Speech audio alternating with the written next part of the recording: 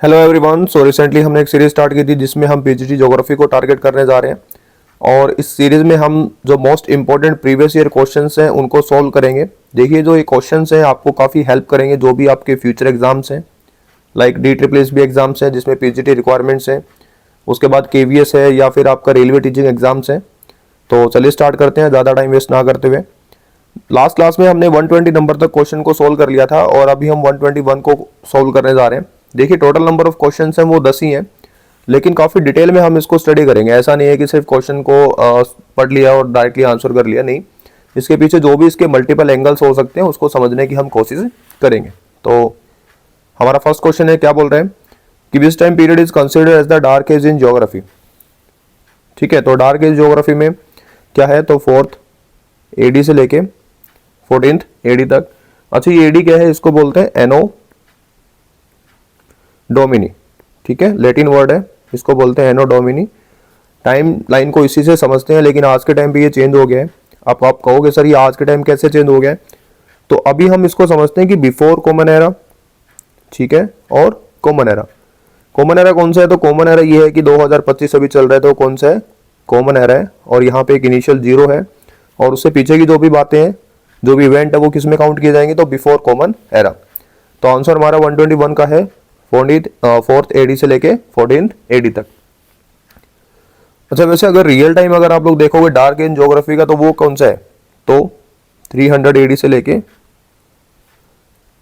1300 AD तक। ठीक है, यूरोपियन मिडल एज का टाइम है ये। उस टाइम पे रोमन एम्पायर फेल कर गया था और उसके बाद ये जो टाइम है उसको ही हम क्या मानते हैं, dark as.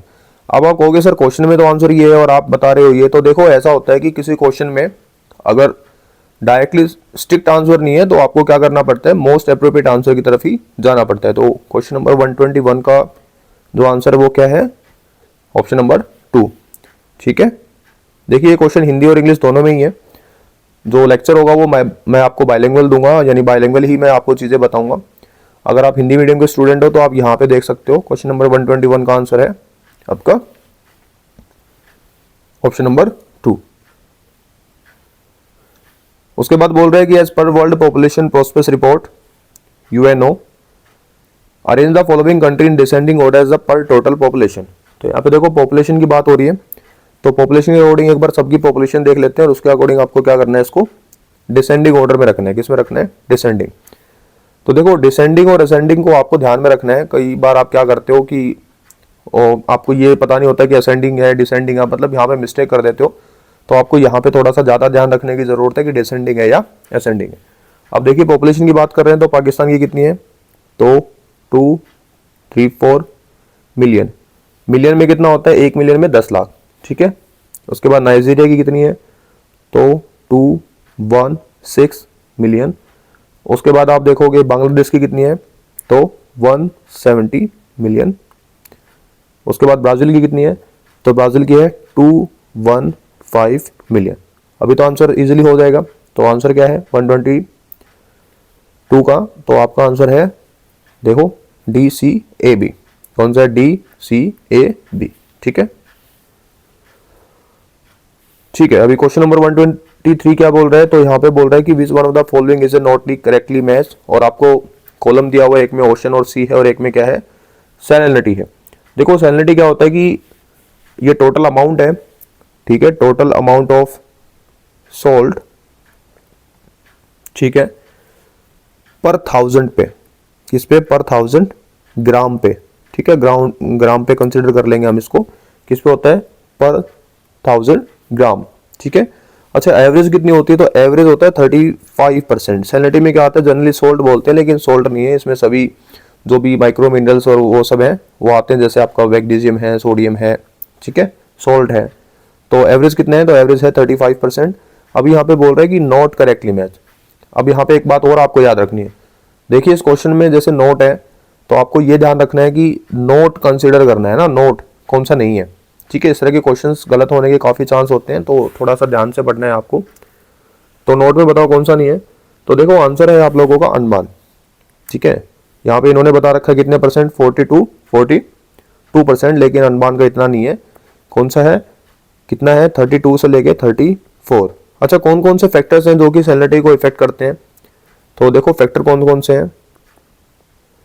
Factor first of all like आप लोगों का इवोपरेशन है। क्या है? इवोपरेशन। जहां पे इवोपरेशन ज्यादा हाई होगा वहां पे सैलरिटी लेवल कैसा होगा? ज्यादा होगा। ठीक है, इवोपरेशन आई होप आपको पता होगा। जैसे मान लो कि लेटेंट हीट के कारण जो आप लोगों की वाटर बॉडी है वो क्या हो जाती है? चेंज हो जाती है किसमें? भाप में। ठीक है, वही इवोपरेशन है।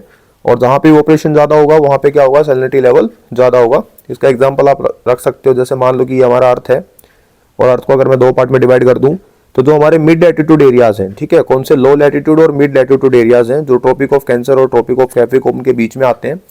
वहां पे आपको टेम्परेचर ज्यादा मिलेगा और टेम्परेचर ज्यादा मिलेगा तो सीधी सी बात है कि क्या होगा? इवोपरेशन ज्यादा होगा और इवोपरेशन ज्यादा होगा तो वहां पे क्या होगा? आपकी सैलिनिटी ज्यादा होगी।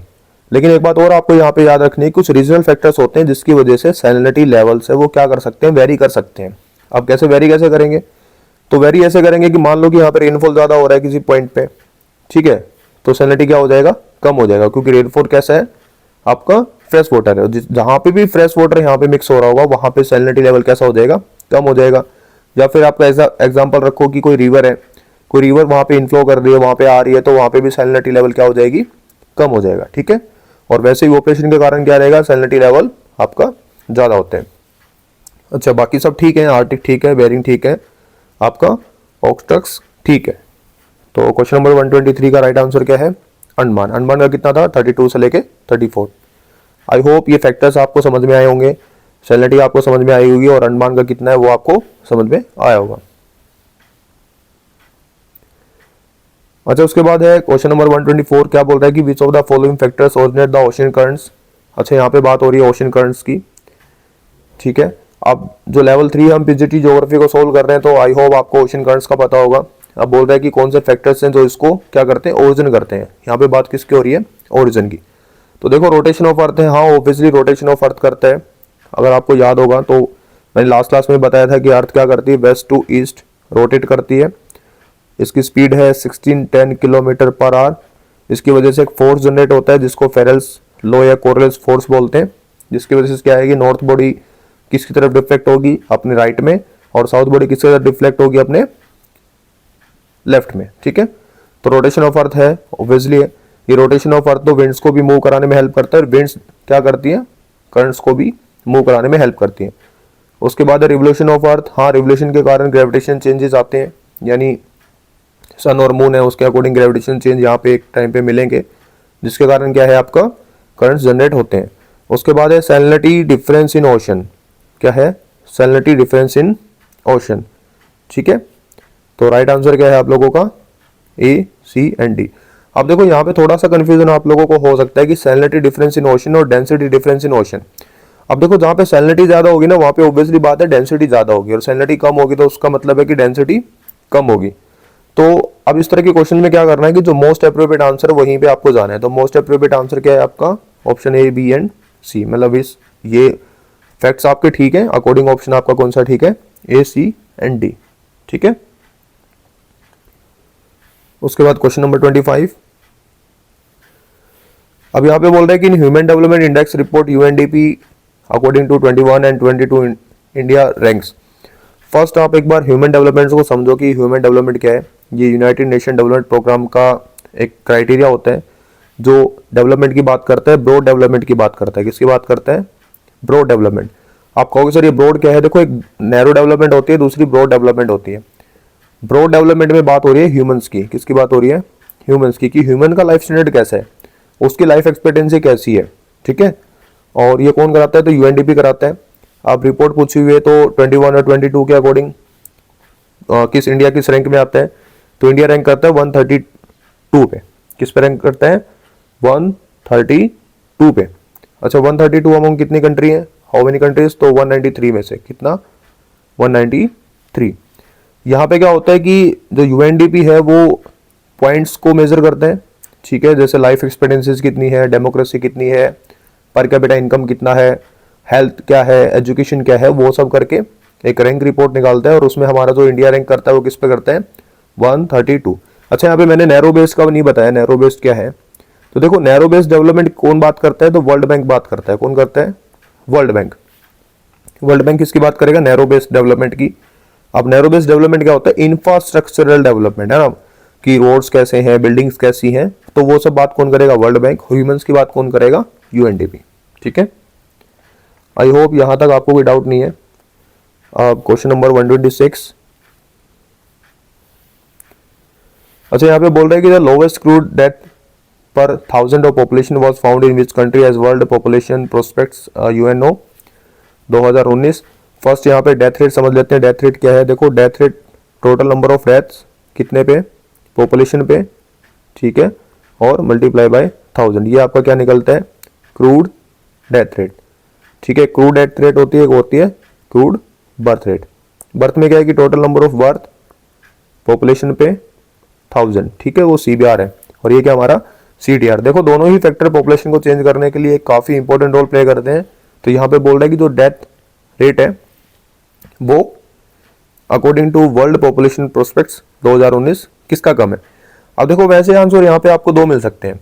अब आप कहोगे सर दो कैसे? तो देखो, यूएई भी है और कतर भी है, तो लेकिन बेटर आंसर कौन सा है आपका? कतर। मान लो कि यहाँ पे कतर नहीं है, तो फिर आंसर कौन सा आएगा आपका? यूएई। ठीक है, तो 126 का आंसर है आपका ऑप्शन नंबर 1। देखो, यहाँ पे मैं एक आपको डेमोग्राफिक ट्रांजिशन थ्योरी के बारे में और बता देता हूँ। ये थ्योरी काफी इंपॉर्टेंट है, यहाँ से क्वेश्चन आ जाते हैं। अगर आपने एनसीईआरटी पढ़ी होगी तो वहाँ पे मेल्थस, ठीक है, एक डेमोग्राफिक ट्रांजिशन थ्योरी आई होगी जिसमें मल्टीपल स्टेजेस हैं, जिसमें नंबर 1 है, stage number 1, stage number 2 and stage number 3। यहाँ पे क्या होता है? इस थ्योरी का यूज कहाँ पे होता है? इस थ्योरी का यूज ट्रांजिशन के लिए होता है, यानी प्रिडिक्ट करने के लिए कि किसी भी एरिया की पॉपुलेशन है वो कैसे चेंज होती है और क्या क्या फैक्टर्स वहाँ पे काम करते हैं। तो देखिए, स्टेज 1 में क्या होगा कि सीबीआर हाई होगा, ठीक है, और सीडीआर भी हाई होगा, तो पॉपुलेशन चेंज ज़्यादा नहीं आएगा। सेकंड स्टेज में क्या होगा कि सीबीआर हाई है और सीडीआर क्या है? कम है, यानी बच्चे पैदा ज़्यादा हो रहे हैं लेकिन जो क्रू डेथ है, डेथ कम हो रही है, तो यहाँ पे पॉपुलेशन ह्यूज अमाउंट में आपको मिलेगी। इसका एक अच्छा एग्जाम्पल है आपका इंडिया। उसके बाद 3 स्टेज है। 3 स्टेज कौन सी है? जिसमें सीबीआर भी कम है, ठीक है, और आपका सीडीआर भी कम है। तो देखो, कई बार ये क्वेश्चन डायरेक्टली पूछ लेते हैं कि जो आपकी डेमोग्राफिक ट्रांजिशन थ्योरी है उसमें फर्स्ट स्टेज में क्या है, सेकंड स्टेज में क्या है और थर्ड स्टेज में क्या है। ठीक है, उसके बाद क्वेश्चन नंबर 127 है। इसमें क्या बोल रहा है कि which one of the following is not correctly match. फिर से ये नोट जहां पे भी आएगा आपको थोड़ा सा ध्यान से देखना है। अब यहाँ पे कि कौन सा करेक्टली मैच नहीं है, ठीक है, ये आपको जनरली एनसीईआरटी में मिल जाएगा ना। कोपेन की क्लाइमेट कंडीशंस है वो आपको एनसीईआरटी में डायरेक्टली मिल जाएगी। एग्जाम प्रोस्पेक्टिव से काफी इंपॉर्टेंट है, एक बार इसको पढ़ लेना। अब यहाँ पे देखो, एएफ भी ठीक है, एडब्ल्यू भी ठीक है और सीएस भी ठीक है, लेकिन सीए ठीक नहीं है। यहाँ पे सीए नहीं है, वेस्ट यूरोपियन नहीं है। आप कहोगे सर सीए कैसे नहीं है? हालांकि देखो, इन्होंने क्या किया था कि पूरे वर्ल्ड क्लाइमेट को 5 एब्रीविएशन फॉर्म दी थी, नंबर दिए थे, अल्फाबेट्स दिए थे, और उन्हीं के अकॉर्डिंग क्या कर दिया, पूरे वर्ल्ड के क्लाइमेट को डिस्क्राइब किया। अब देखो, सी का तो यहाँ पे एब्रीविएशन है, यानी सी का मतलब तो है, सी का मतलब कौन सा है? तो मिड लैटिट्यूड्स और मॉडरेट सीजन्स को ये कंसिडर करते हैं सी में, लेकिन ए नहीं मिलेगा, यानी आपको सी ए डायरेक्टली मिलेगा ही नहीं। तो कौन सा इसमें आंसर आपका? Option number 3। तो 27 का राइट आंसर है आपका सी। ठीक है, अभी 128 है। अब यहाँ पे क्या बोल रहा है? The highest annual range of temperature recorded in. अब एक बार एनुअल रेंज समझ लो। एनुअल रेंज क्या होता है? देखो, एनुअल रेंज का मतलब ये होता है कि किसी भी दिन या किसी भी मंथ या किसी भी ईयर को हम लोग कैसे काउंट करेंगे कि हाईएस्ट टेम्परेचर क्या रहा है वहाँ पे और लोवेस्ट टेम्परेचर क्या रहा है, उसके बीच का जो डिफरेंस है उसी को हमने क्या बोल दिया? Annual range of temperature. मान लो किसी जगह का जो मिनिमम टेम्परेचर है वो 0 डिग्री है, मैक्सिमम 50 डिग्री है, ठीक है, तो यहाँ के बीच का डिफरेंस हुआ 50 डिग्री। ऐसे ही मान लो कहीं पे 1 डिग्री है, कहीं पे 25 है, उसके बीच का डिफरेंस है, तो वो क्या है? रेंज ऑफ टेम्परेचर है। तो यहाँ पे बोल रहा है कि annual range of temperature recorded highest पूछा हुआ है, तो हाईएस्ट कौन सा है? ये आपका टैगा रीजन। अब आप कहोगे सर ये टैगा रीजन क्या है? तो देखो, टैगा रीजन जो है वो आपका ये मिड लैटिट्यूड्स और हाई लैटिट्यूड्स के बीच का एरिया है। कौन सा है? मिड लैटिट्यूड और हाई लैटिट्यूड्स के बीच का एरिया। जैसे ऐसा मान लो कि टुंड्रा नॉर्थ और टेम्परेट साउथ के बीच का जो एरिया है वो आपका इसमें आता है। कुछ एरिया आपका इसमें कवर होगा, जैसे कनाडा है और आपका अलास्का है। तो राइट आंसर है आपका टैगा रीजन। ठीक है, सब आर्टिक रीजन भी बोलते हैं इसको। ठीक है। एरिया है आपका टुंड्रा नॉर्थ और टेम्परेट साउथ के बीच का एरिया, ठीक है। तो क्वेश्चन नंबर 129 है। देखो 129 का मैं डायरेक्टली आंसर बता देता हूँ, क्योंकि ये कोई ऐसा लॉजिकल क्वेश्चन नहीं है।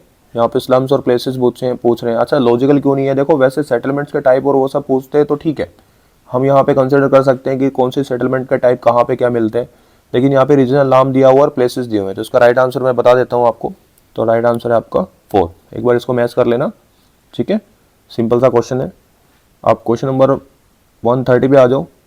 अब 130 में क्या बोल रहे हैं कि which of the following city is not situated, और फिर से नो है NH44। अच्छा, NH44 क्या है? तो देखो लॉन्गेस्ट हाईवे इंडिया का, ठीक है, नेशनल हाईवे है। और इससे पहले इसका नाम क्या था? तो NH7 था। इसकी टोटल डिस्टेंस या लेंथ की बात आप करोगे तो कितना है ये? लगभग 4112 किलोमीटर, ठीक है। 12 किलोमीटर, ठीक है, 4112 किलोमीटर। अब यहाँ पे पूछ रहा है कि कौन सी सिटी है वो इस पे सिचुएटेड नहीं है। तो कौन सी है? आपका जबलपुर। कौन सी है? जबलपुर इसमें नहीं है। अच्छा, जबलपुर किस पे है? तो जबलपुर आपका NH30 पे है। किस पे है? NH30 पे, ठीक है। तो आज के लिए सिर्फ इतना रखते हैं। अगर क्लास इन्फॉर्मेटिव लगती है तो आप अपने फ्रेंड्स के साथ ये शेयर कर सकते हो। इससे नेक्स्ट लेक्चर में हम नेक्स्ट क्वेश्चंस को डिस्कस करेंगे। तो आज के लिए सिर्फ इतना। Bye and have a nice day.